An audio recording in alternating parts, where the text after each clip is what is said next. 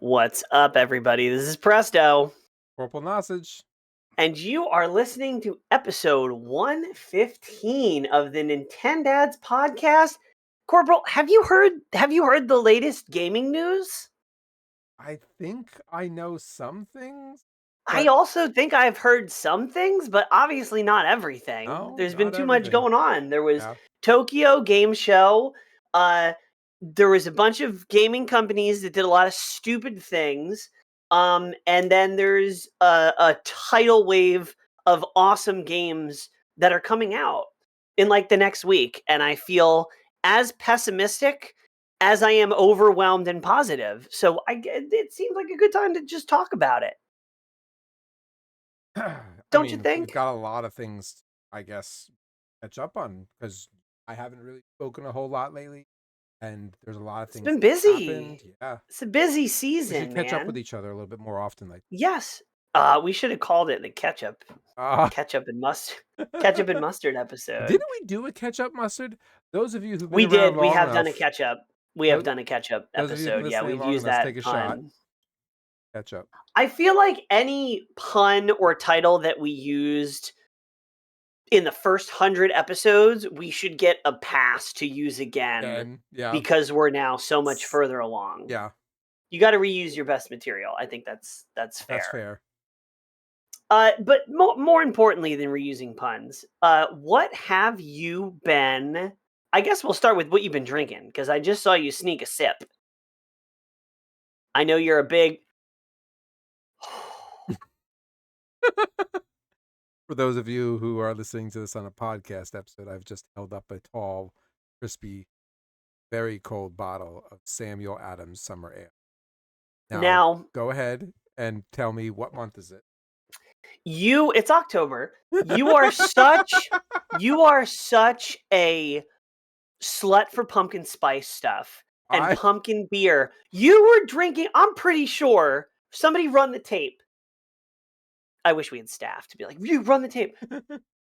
I'm pretty sure you were drinking some pumpkin stuff in like August. Yes, And I I was like, was. where did you even find that? And now Because here we are in October you know why? and you're drinking summer stuff. Because when October came of 2024, I had stockpiled so much pumpkin supply, spicy pumpkin, atomic pumpkin, pumpkin ale, pumpkin stout in my spare fridge in the garage that I had so much extra pumpkin that I was able to disperse my pumpkin enjoyment throughout the year. I have since ran out of pumpkin. So I have to go back to what was in season. Summer's not, I mean, you live in Florida, so That's right. summer's always kind of in season. But that's confusing and a little bit offensive, Bait I Maker says think. apple is the superior fall flavor, not pumpkin spice. Fight me. I would tend to agree with that. I have found one of my new favorite drinks, and it sucks because it's nice and it's a little pricey, but it is ridiculous. And you are going to fall in love because I know you really are into like labels, like for drink labels. Oh yeah. Okay, hold on. This Hold on. Hold on. is Hold on. okay. You Yes. just said that I am very much into drink labels. Yeah. I want to just let that marinate for everybody for a moment. I get excited about the paper print that is placed on the outside of the bottle. I am also the individual who gets excited about the cue that you have to maneuver through a ride. Not the ride itself, but how good the cue is. I am That sounds like a trauma response from waiting in long lines. I am also the type of person who had a 12 by 5 shelf from uh uh Blockbuster that I purchased when they went out of business that used to be filled with all of my movies and video games because I was an original box art snob. All of my games had to have all the original box art and they were on display. Since my divorce, I've lost all that stuff. But I'm You just lost the saying. Blockbuster wall in the divorce? That's Yeah. a criminal. Yeah. That's a criminal offense. Yeah, but my point being is yes, to say I was excited about a label is an understatement. I like the before play, not the after play. What's up, Marty? Welcome in. Welcome in. So all that labeling said, as someone famous once said, I like the wine and not the label. Does that make sense?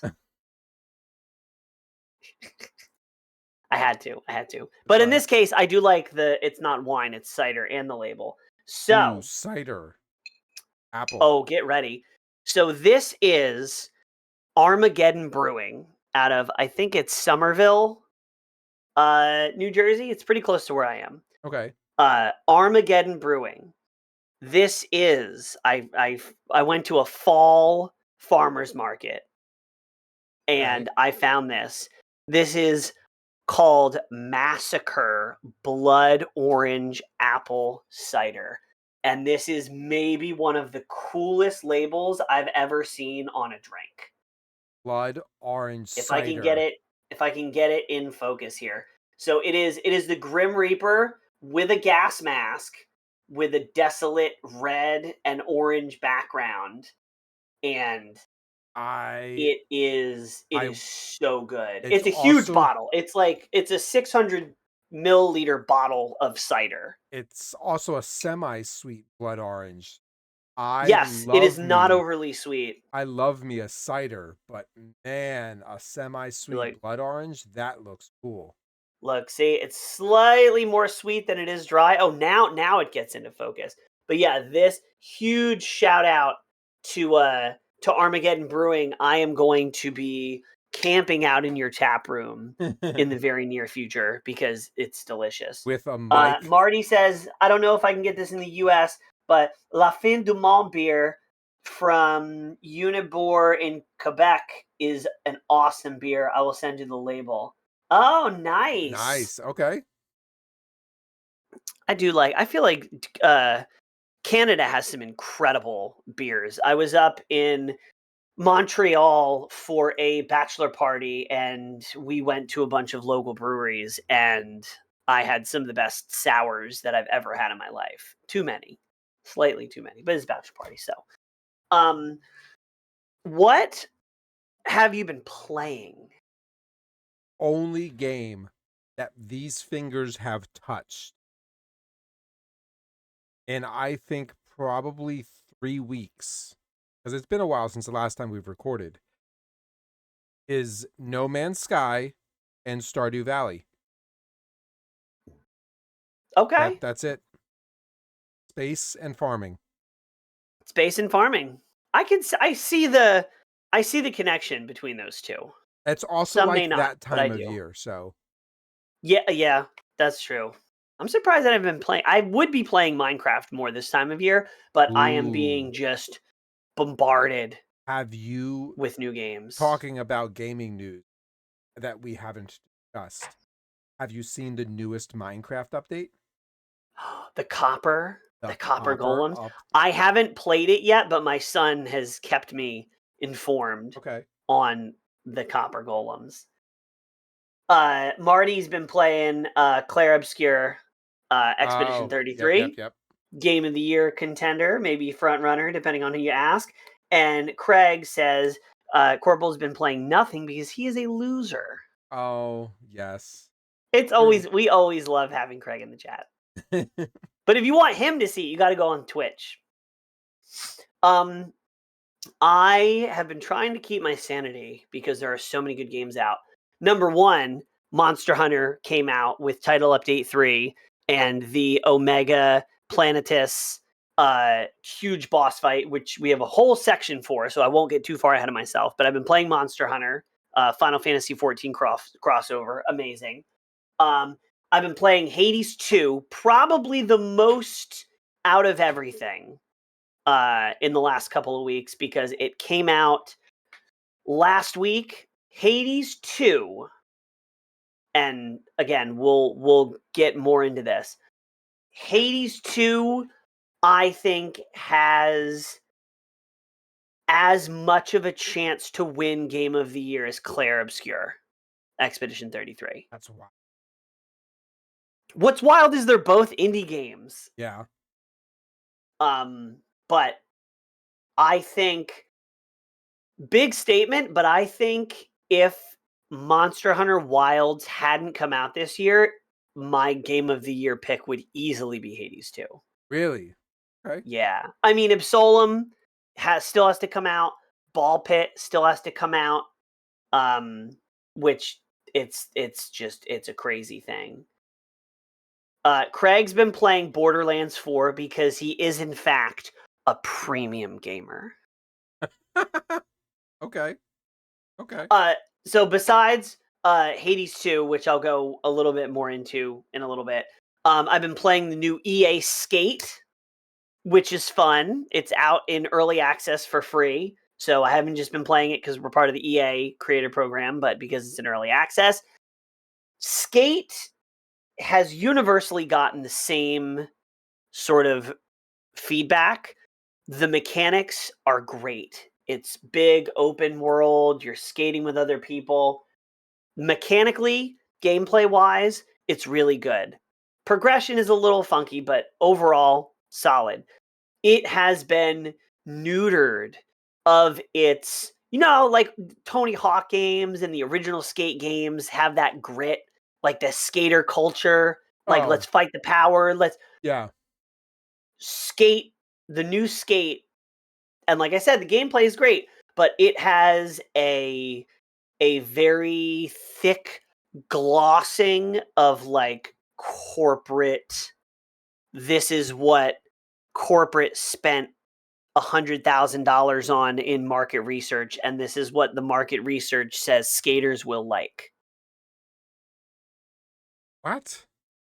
It's just very, if a major corporation tried to make a skating game.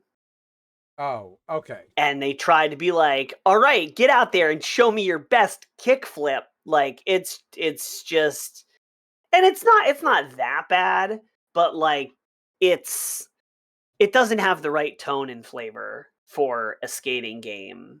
It's not rough around the edges. It's polished. And not Okay. in like the production sense, but in like the, I don't know, the attitude. I don't know how else to describe it. Still fun. The other thing I've been playing, which the demo just came out a couple days ago, and I've already put an embarrassing amount of time into the game just in the demo, and we're going to be playing it on stream after this episode, is Marvel Cosmic Invasion. And oh Lord, it is so fun. It's a beat 'em up. It's got tag mechanics. It's got 9 playable characters in the demo. Craig, we will get there. Marty says his pick for Game of the Year is Clair Obscur, Expedition 33. Gameplay, soundtrack, story. I mean, to be fair, Expedition 33 is very well rounded in terms of things that people love. So, Okay. Let's pop right into the news. Now, we are EA creators. We are going to be playing Battlefield. That's Capcom. But we are going to be playing Battlefield. Same thing. They didn't give us shirts. That's right. We're going to be playing Battlefield when it comes out. So this isn't just shots at EA, because we love EA to some degree. But I mean, EA has given us some of the like best. Oh yeah. Games. They have a good program. They show us some love. Wild Hearts, still great. The only real competitor to Monster Hunter. The only one that really has monster hunting mechanics. Yep. I mean, EA also is like the founders of Dead Space series. Plants The Sims. They've done so much. Yeah, you can't. EA is the giant in the room, and they got themselves there through Mass Effect. Through a long time. Yep. Craig, do you have access to our show notes? Because Craig is like, haha, let's talk about the next section. And then don't forget, let's talk about the next 2 sections. Craig, you're like 3 for 3 on Our show suggesting things that notes. we're about to talk about. Yeah, that's really funny. If anybody heard, there was a little acquisition. EA has been acquired for 55 billion with a B dollars by a couple different organizations, but primarily by PIF, which is the Public Investment Fund of Saudi Arabia. And because they now own majority ownership of the company, EA is returning to a privately owned company. So it's not no more shareholders, no EA's as they say in Call of Duty, going dark. But not going dark, just going private. So they are going to be owned by the Public Investment Fund of Saudi Arabia. And that particular investment group may sound familiar because just a couple of months ago, I don't know if we specifically called this out, but the same organization bought the rights to Evo, which is the largest fighting game tournament, and they bought those rights from Sony. And to be fair, Sony wasn't doing the greatest job of making the most of that, but that they now control one of the biggest developers and publishing studios in EA, and they now control the largest fighting game tournament in the space. So they're making some moves. I not that I want to make this a political conversation, but I will say that Saudi Arabia is consistently held handcuffed by oil prices, sanctions from multiple countries. The United States is one of them. And they have done a great amount of effort to diversify their country's revenue so that they are not held handcuffed by just big oil. Sure, and yeah. This is Hollywood and entertainment, particularly Western, has been one of their biggest pushes because it's where a lot of money flows through. So I understand their interest. I'm going to bring this away from the spectrum, try to keep it more towards the gamer because I don't want to cause a whole lot of political conflict. But well, if as long as it's not American politics, I think we're okay. Relatively safe, yeah. I want to say that I think a business that is going to operate solely based off of the opinion of a person who has personal investment interest in the success of it sometimes can be flagshipped better than a company that is managed by its board of directors who are only looking at revenue. Short term, keeping the shareholders happy at the quarterly meeting. Yes. So you're telling me that they Craig says you're telling me that they bought it so they can wash their money. Yeah, that's very possible. So here I'm gonna I will concede to the fact that you are right because we have seen EA make some really, really bad decisions because of shareholder pressure, mostly in the fact of really not okay microtransaction Microtransaction. practices, loot boxes, Yep. surprise mechanics, I think it was. They were sued and were one of the major lawsuits as to why loot boxes were considered gambling and are Yeah. not allowed to be used in a lot of areas. I think it was, for the foremost, was the EU who shut them down first. Yeah. So So there have been questionable decisions made because of shareholder pressure. And now that shareholder pressure is alleviated, being a publicly held company, hopefully they can focus on making good games for long-term longevity, because that's what investments are, right? The PIF is investing in this, and I'm assuming they're not gonna, they've been watching EA. The only reason EA is probably in a position to be bought is because of all the questionable decisions. So that, fair enough, that could be a good thing. However, Saudi Arabia is not known for being particularly easygoing, I'll say. Sure. Uh, There's a lot of religious things that go on in that country that you yes. may not want to support.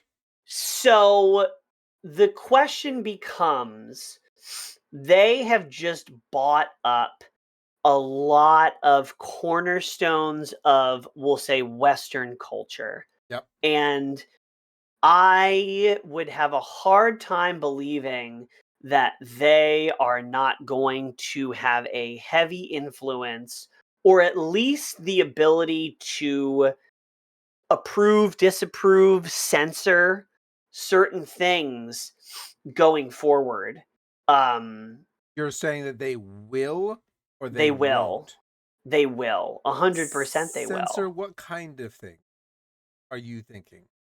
So, just off the top of my head, if you had an EA game like The Sims, Okay. where you can do a lot of different things, right? You can have your female Sims walk around naked.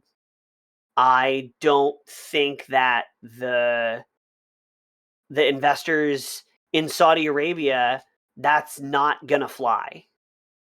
Because of their cultural expectations. Yes. Um, and that's the like super like blatant example. But I mean, the cultural differences between Saudi Arabia and the US are Yeah. pretty extreme.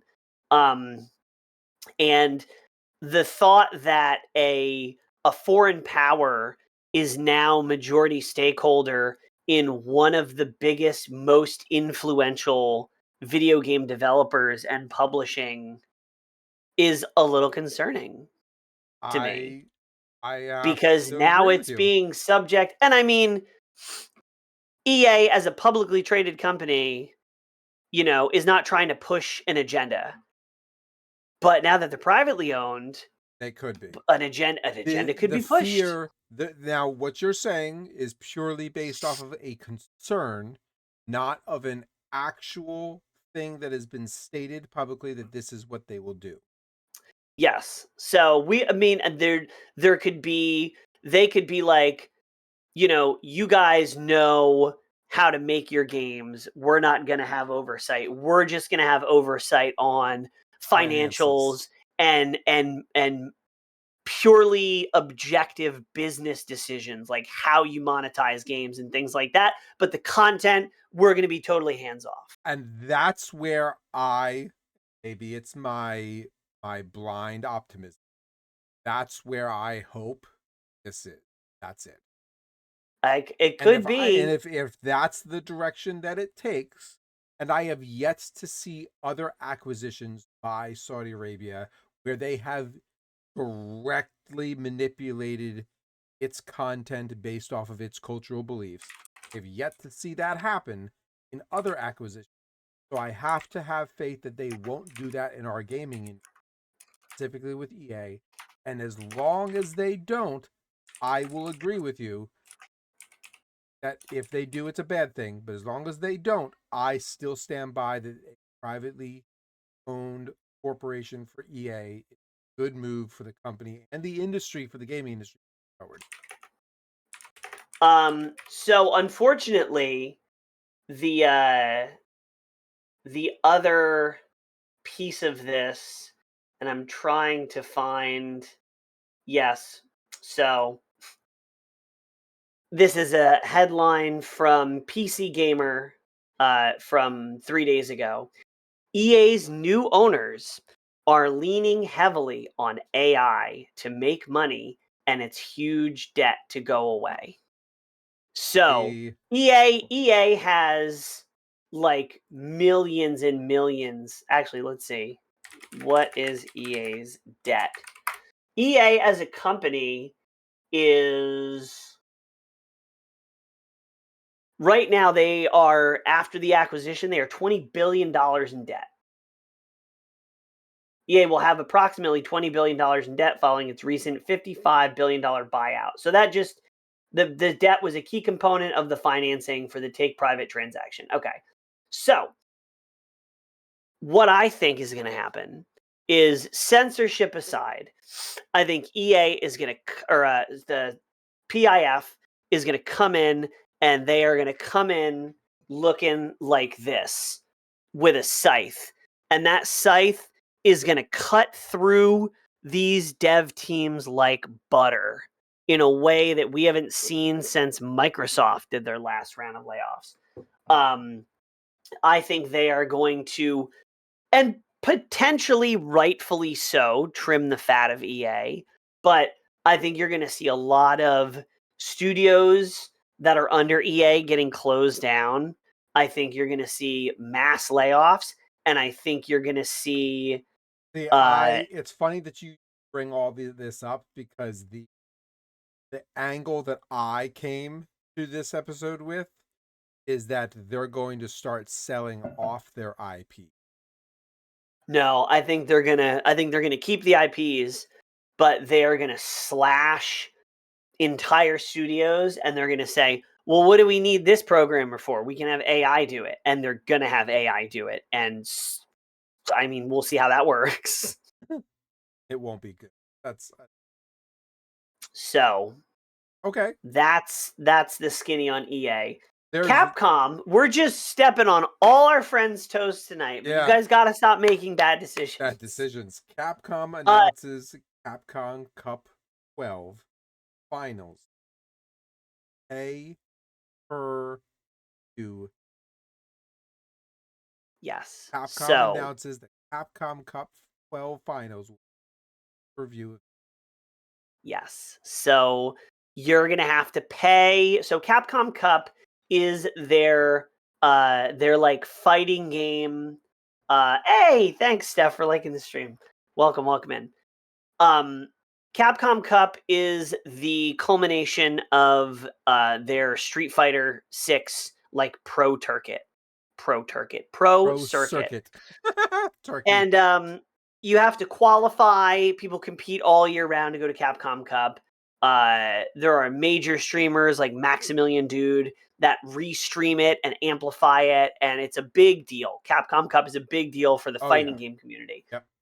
They are now making the finals, so that's it's usually top 8. I haven't checked to see if it's all of top 8 or just like winners finals, losers finals, grand finals.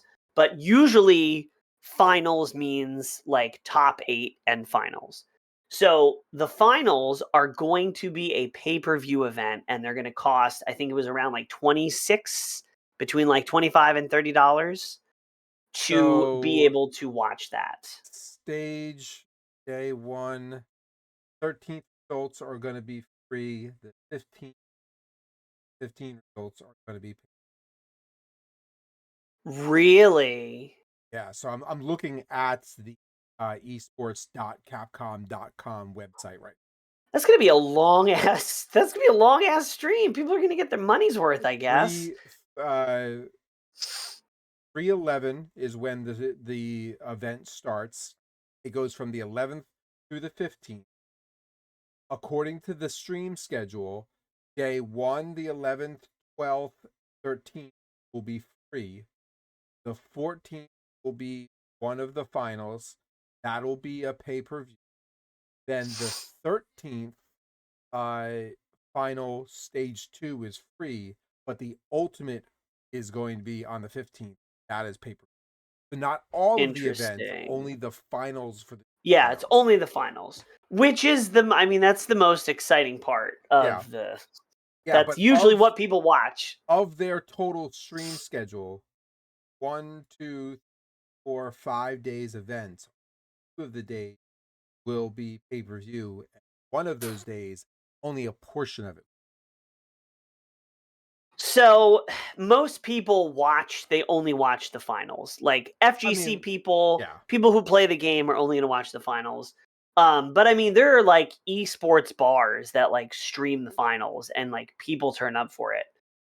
The reason why, number one, I'm never a fan of taking something that's really for the fans and trying to monetize it. That almost never works. So taking something that was free and now locking it behind a paywall, like if they were like, okay, you can watch the gameplay or like some more minimal version of the stream for free, and then we have a premium version where you can interact and like do this. Like if they're offering it like an alternative or an upgrade DLC to the event, if you will, that's fine. But just saying like, hey, remember how you watched this for the last 12 years with your friends and the streamers that you love? Yeah, well, put some money in my hand. So, number one, culturally, I don't think that's a good idea. The second thing is I think it's very short-sighted because every time there's an Evo or a Capcom Cup, what happens? They have announcements, they have a huge influx of new players, and you always see people, oh, this person won Capcom Cup with Blanca, so now I need to go on and try Blanca. Blanca's top tier, blah, blah, blah. I was playing Blanca before Mena RD won Capcom Cup last year. I'm just saying. Original Blanca. Wait, where is he? Where is he? Where's my Blanca figure? Hold on. I put him up on my speaker. Okay? I don't want to hear anybody saying that I'm a slave to the tier list. I knew it was good before y'all did. Anyway, tournaments like these are a huge influx of new players and returning players. The event is to encourage, but at the end of the day, it's also a huge marketing event for the game. And I think taking the part that is like the essence of it and making people pay for it, I don't think this will stay a pay-per-view event for more than a year or two because they're going to get pushed back and they're going to see that they don't have the influx that they've had in previous years. I want to put something on your radar as a comparison. I genuinely don't have a strong opinion, but in this podcast, I like to camp a lot of things. Craig said I'm a slave to the tier list. I've never seen you use that character. It's because everybody would get salty. I would command grab Nick Yeti and you, and everybody's like, and that's why I stopped playing Manon too. Y'all don't like grabs. Continue. Anyway, I like to play the opposite camp a lot of times and provide a comparison. When I was younger, used to watch a lot of WWF back before they were WWE and got yelled at by the World Wildlife Federation.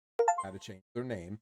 But back in the day, WWF had their major events, their leading up events, their title events, and then they would have their pay-per-view events. And I would always watch the events leading up to the pay-per-view event. I wouldn't watch the pay-per-view event.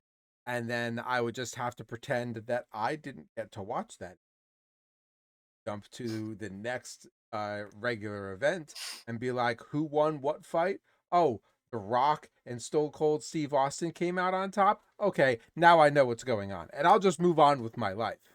Sure. And that's very much how I view this. Like, the problem with this is twofold. One, it's a change that is now new to our current generation. Anytime there's a change, there's a pushback. People just need to not just a change from free to paid. I mean, correct. But so it's not a change as much. Like if you have a sandwich and I steal your sandwich and I say, you give me $5, I'll give you your sandwich back. I don't know if I would call that a change so much as theft, right? You wouldn't say, oh my God, my sandwich, it's so different now. It's very changed. That's not how you would think about that. That's fair. The other side of this that I'd like to point out is that why now? Why this event? Why they make this decision at this point? Is this a cultural shift, an industry shift where major streamed sports events are going to end up like I can't watch game with the Eagles because it's on Fox Network and I've got to pay for Fox app in order to watch this, because that's what has happened now.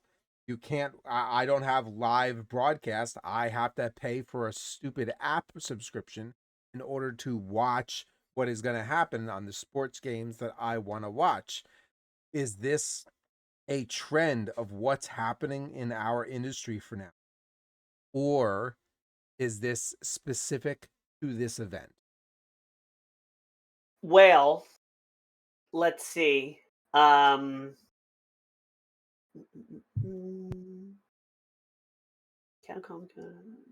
review.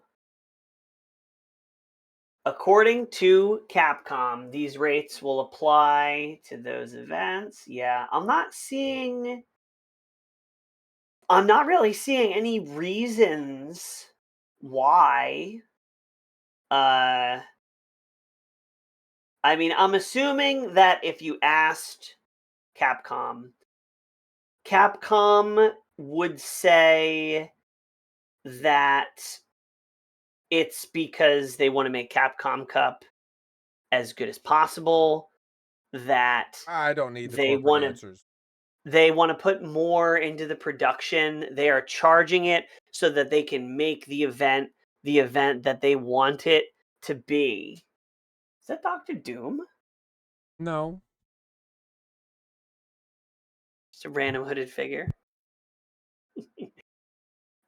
So yeah, I think Capcom would probably justify the pay-per-view by saying it's an expensive event to put on. It's going to be put towards production cost, and we think that you'd love a more premium experience. Which Maybe to something me like that, which I says still don't really agree with. WWF pay-per-view. No, WTF pay-per-view. Okay. On to Um, the next topic. Man, I'm gonna have you read this one. I've read the last one, but I would love to read this one for you. Xbox, my Lord and Savior, has chosen to increase its console prices Again. It's the second and time they've done it. increase its Game Pass prices to a point of double. Yeah. 50%.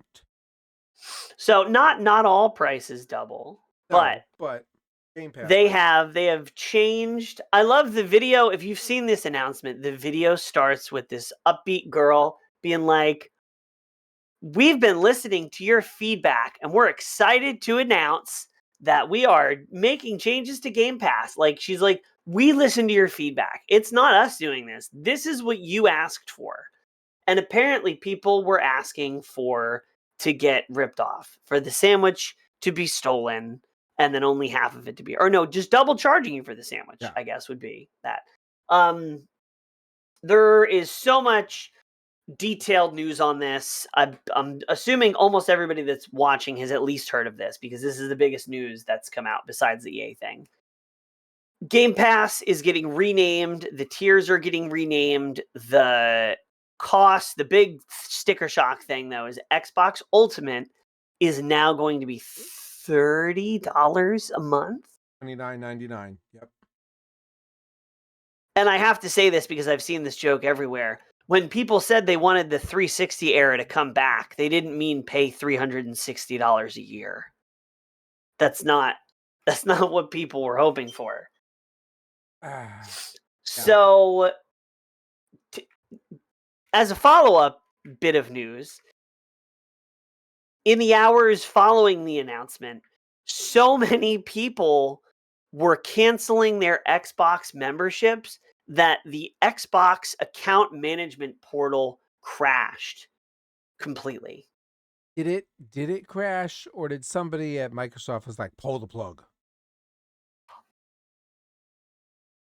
I don't know. Disney had the same problem with the whole late night show fiasco, where everyone was trying to cancel their Disney Plus subscription, and that stopped working.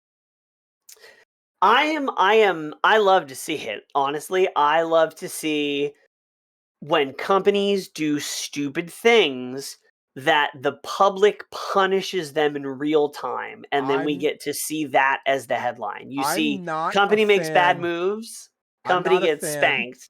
I'm not a fan of cancel culture for individuals, because I think individuals are allowed to have an opinion. The world wants to cancel somebody for opinion, just as easy. Not a big fan of cancel for it, but I do agree with us as consumers using our voice with our wallet to express, I don't like the decision you've made with your company, so I'm not going to give you my money anymore. Yes. I think Yeah. that's the right financial revolution that we should. I think based on the mass public smashing of Xbox, I think Xbox is going to be in trouble.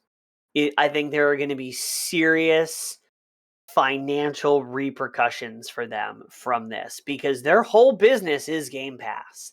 Their business is not the consoles. No, Not correct. with this Yep. past generation. There's really not exclusives anymore for Xbox. At the very least, it's everything also releases on PC. Um, but they are taking a huge hit to the heart of their business, that is Game Pass. I think the best thing that they could do is roll it back, and I don't think they're going to do that. And I think if even if they did, they would. A lot of those customers are gone. I mean, I'm gone. I when a game comes out and it's like Expedition 33, and there were a couple other games that came out around the same time, and I was like, I want to try. Oh, it was the Oblivion. It was the Oblivion remake, the Elder Scrolls Oblivion. So I paid, I think it was like $10, $12 to do PC Game Pass. I played both of them. At the end of the month, I said no more, and that's what I would do. That's how I would play. I mean, unfortunately, that's how I play for Forza Horizon. When I want to play it, I just pay $10. Hmm.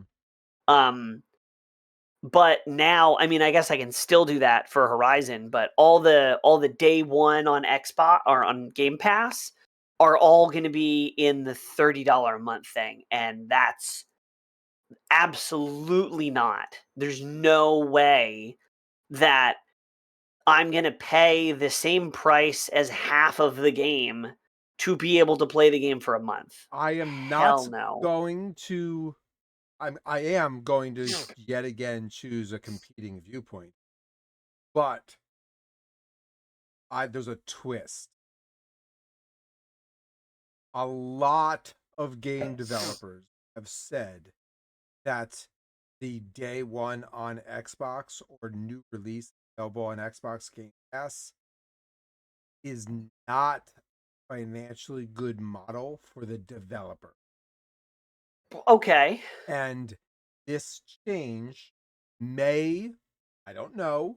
I don't know how the back end finances have been adjusted, because there have been some lawsuits in the back that have been chose to help change this, because some good developers have argued that this is not beneficial. We're going to pull our games from your test doesn't work for us. This price may be in that direction in order to even the playing field back to the developer. I don't know. I'm speculating. Just a thought there. That's fine, but it's not going to be financially viable because nobody is paying for that shit.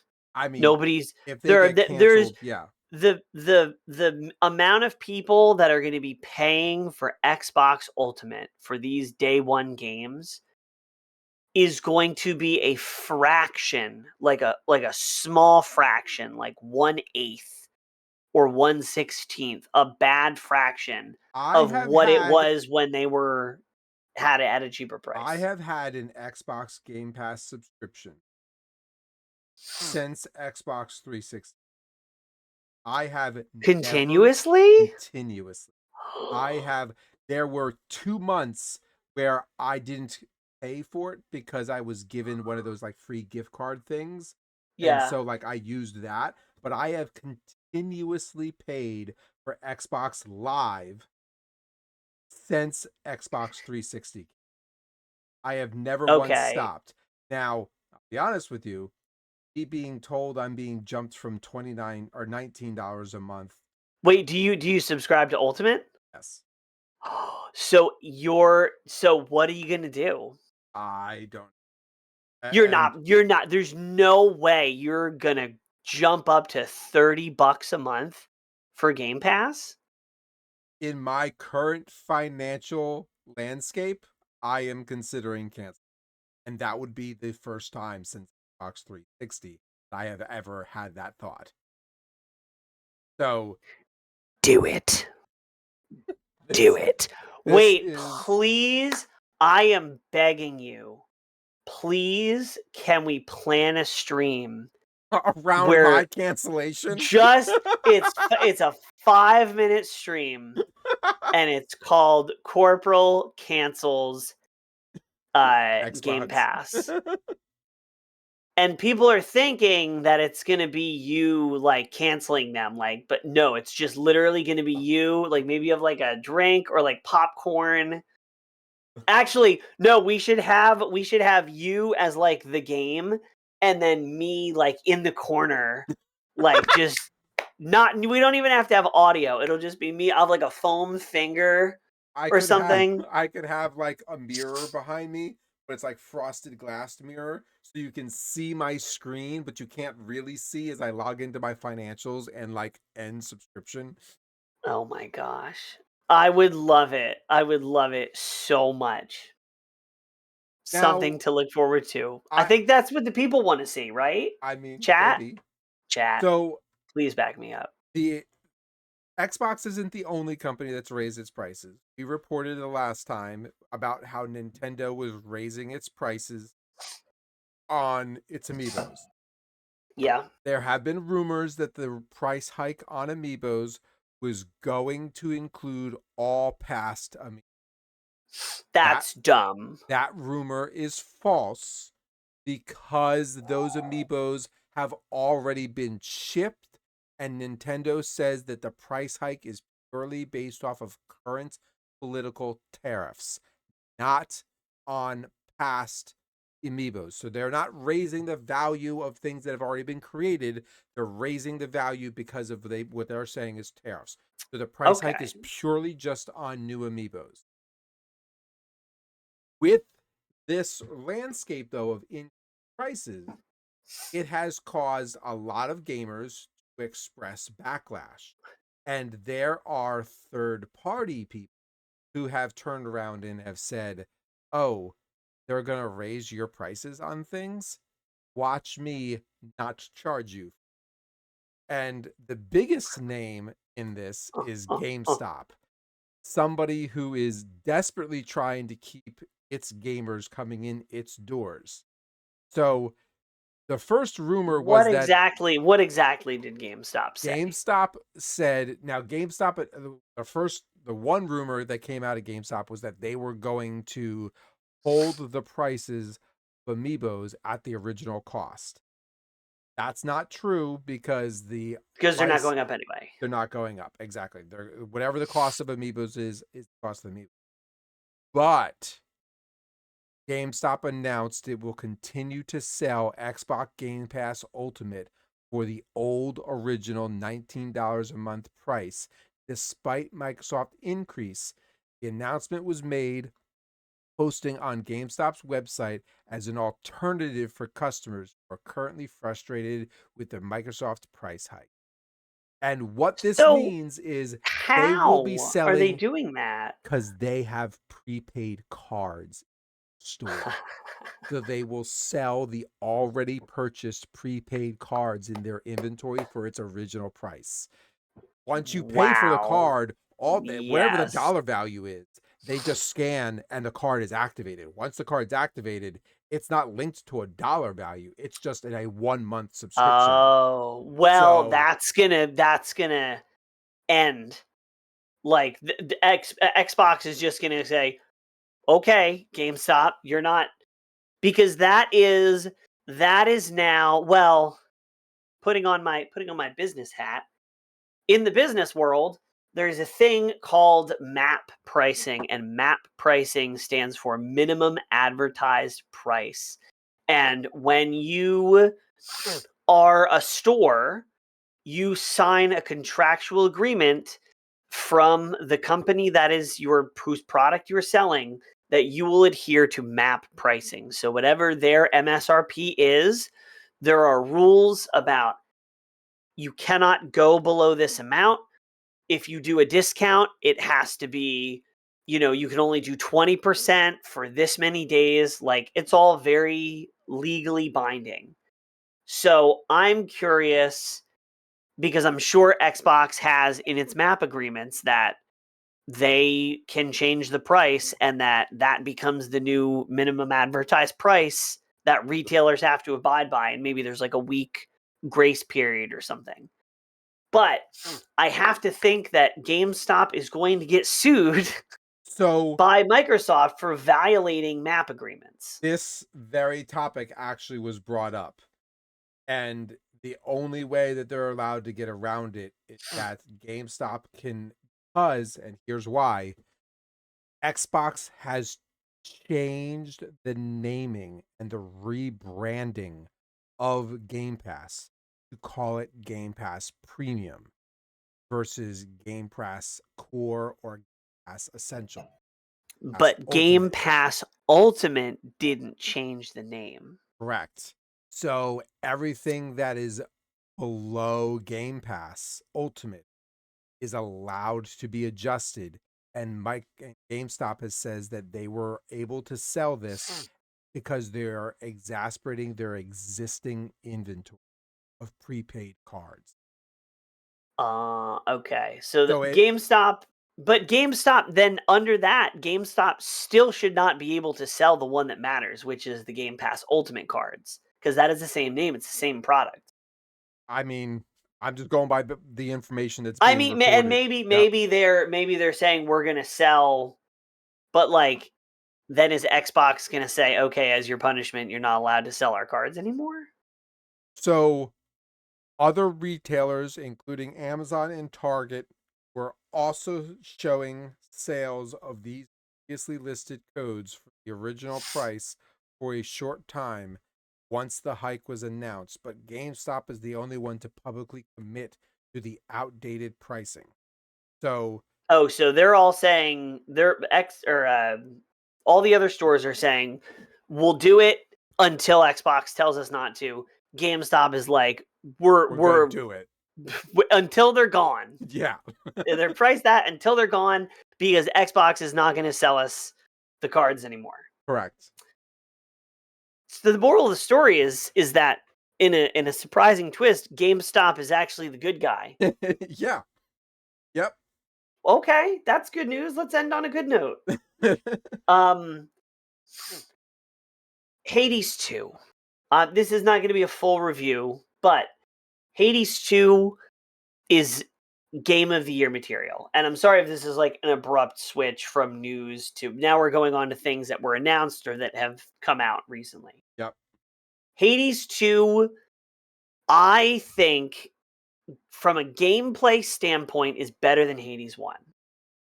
I did kind of prefer the simplicity of Hades 1's story.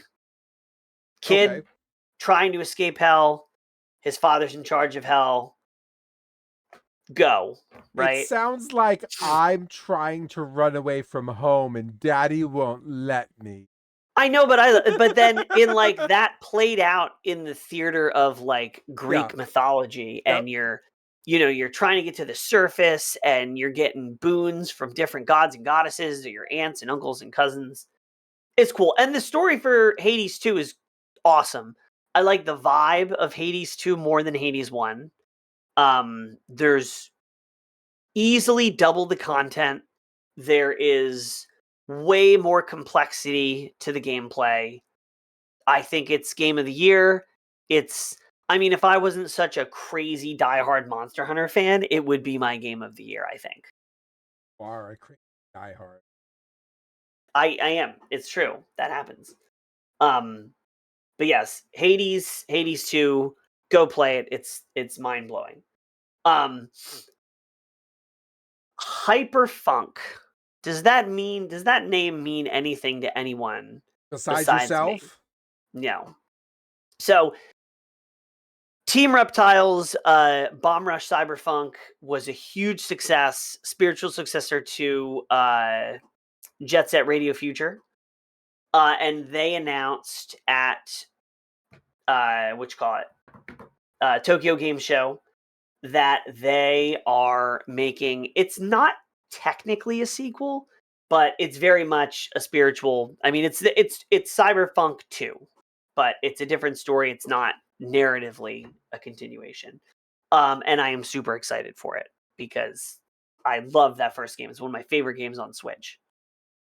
Also announced Forza Horizon 6.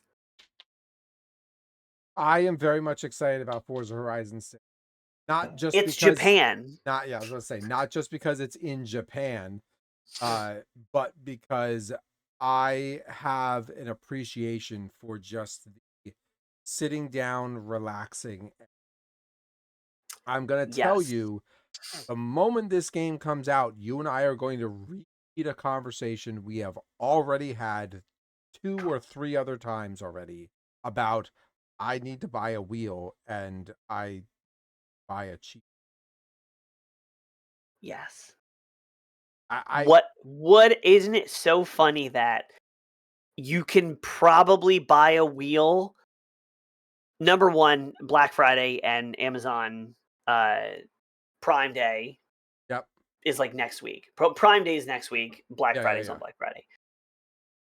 If you cancel your Xbox Ultimate subscription now, you will have the money for the gaming wheel when Forza Horizon 6 comes out. That's that, that's funny. That's Somebody math. that somebody should because that's manipulative. I'm just saying. I'm just saying. Um, you know what? I'm excited. I've tried so hard to jump into Forza Horizon 5 and really get into it, but I am overwhelmed by, I don't understand how the seasonal progression works. I don't understand how the end game progression works. I feel like I have missed too much in Forza Horizon 5, and I always feel like I'm just trying to catch up. Forza Horizon 6, I am very excited to be in on the ground floor and like learn and play and progress with the Forza community, because the Forza Horizon community is pretty dope. I had a short stint of streaming it, but there are plenty of streamers that I still follow that I met in that game that continue to stream it regularly.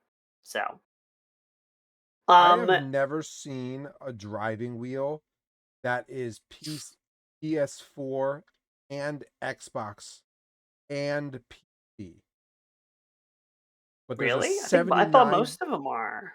Everyone I've ever seen is either PC and PlayStation or Xbox. And never seen one that does all three. Oh yeah, I guess it's usually PC and Xbox, and then PlayStation has a different version. Yeah. Yeah.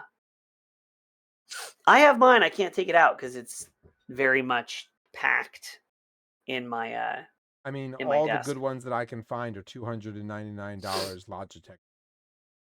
See, you want one of those, but you want one. That's what I have, but it's used, so I got it for like half that price.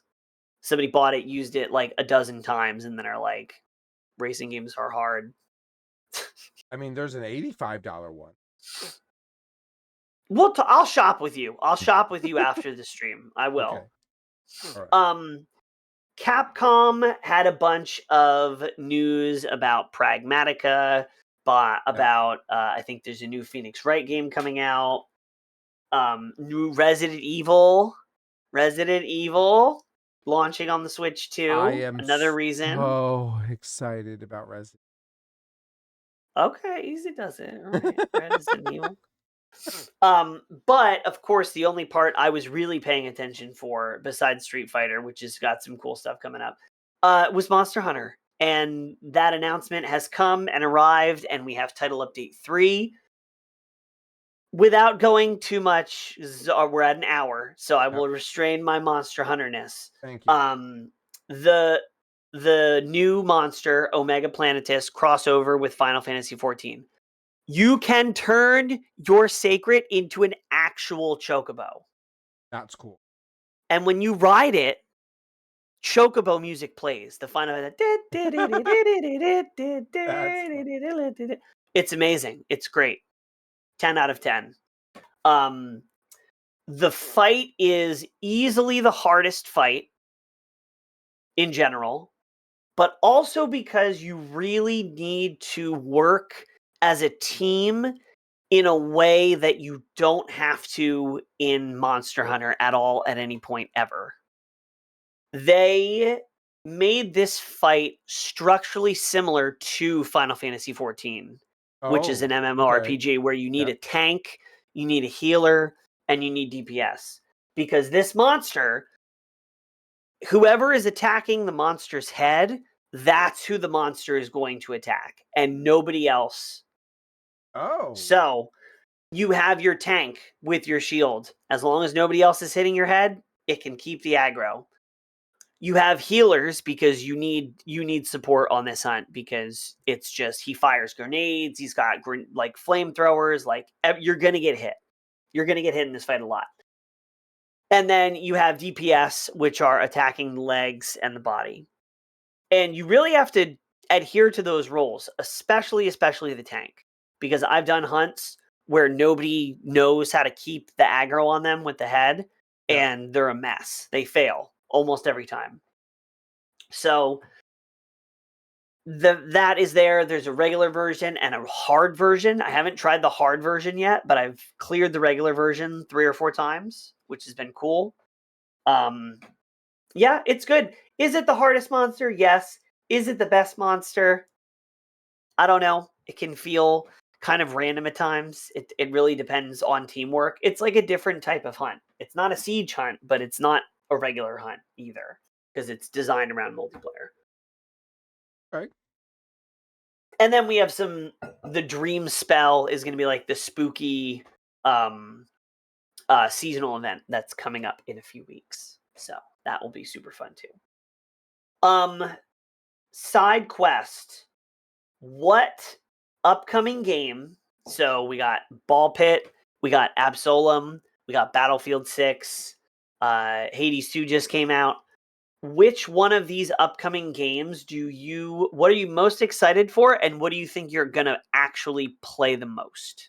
The most excited for is Battlefield 6. Gonna play the most is Battlefield.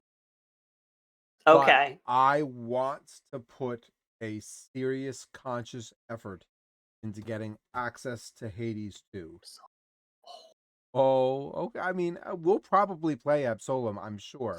But yeah, I'm talking about actual gameplay hours clocked. It's probably going to be Hades 2 and Battlefield. Oh, that makes me so excited. Were you finally sold Hades 2, into I was never Hades 2 because of but are you now leaning more towards actually getting it because of the heavy emphasis on Greek mythology. Yes. Yes, I knew it. Greek mythology. It is. Hades 2 is a spectacular game for having people watch you play it for viewers, because the pace of Hades 2 is you go into a room, you fight a bunch of enemies, and then you get a boon. You get a selection.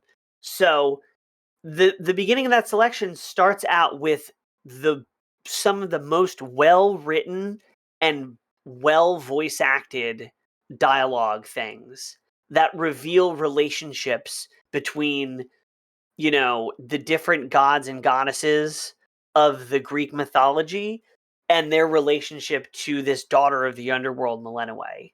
And you get that narrative, and it's part of a gameplay thing because you can control which ones you choose to go, get your boons from. Okay. So from a viewer's perspective, you get interesting dialogue at a very drip feed kind of pace. And then it's visual. I think it's visually interesting to watch. I've watched people play it, and everybody kind of plays it a little bit differently. But yeah, I think the dialogue, the pacing, everything is fun to watch. So you go and get that Hades 2, Corporal. Oh. What would you get it for? Would you get it on Xbox? Of course. This way I can play it in the bedroom and up here. You could, if you got it on the Switch, you could play it on the bedroom and up here. But it probably runs better on Xbox. Yeah. Switch 2. I have it on PC because I had it in early access, but they put it on a good sale, and they have the ability to transfer your save. Okay. Yep. They have that. So a good sale, I might get it on the Switch. But I have it on my laptop, and it runs great on my laptop. So no, I probably won't get it for Switch 2. Although having it, if I was traveling, if I was going on a big trip where I knew I was going to be bored a lot, I would 100% get it on the Switch 2. That's fair. That's fair. I think that's fair. For me, I think, I'm really excited for Ball Pit. I don't know why. Have you played the demo? No. Tell me you haven't played the demo without telling me you haven't played the demo. I haven't played the demo. Is because that's why you're asking me why I'm so excited. Play the demo, and this question will be answered, and you won't be asking me, why am I so excited? You'll say, how are you not more excited? Yeah, super excited about Absolem, super excited about Ball Pit, but I think I'm going to end up having the most time played in Battlefield 6. Yeah. Because that's going to be the multiplayer go-to for our entire friend group, because that's what happened in the beta. And it's nice to just hop on for one. I mean, I guess you can hop on for a round for any of these games. But yeah. All right. That is our episode. We will be right back with some more action. We are going to stream Marvel Cosmic Invasion. If Corporal remembered to install it while we were doing the episode. Did he? He didn't. That's why we're taking this short commercial break. I'm going to end the stream on TikTok and then do a separate one. So TikTok, You want we're me going to to go do the offline for a same few for minutes. Twitch? No, keep Twitch rolling. Okay. Keep the cameras rolling. Do you want me to change the title? Yes.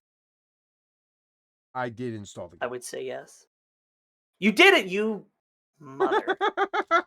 Oh, wow. This is interesting.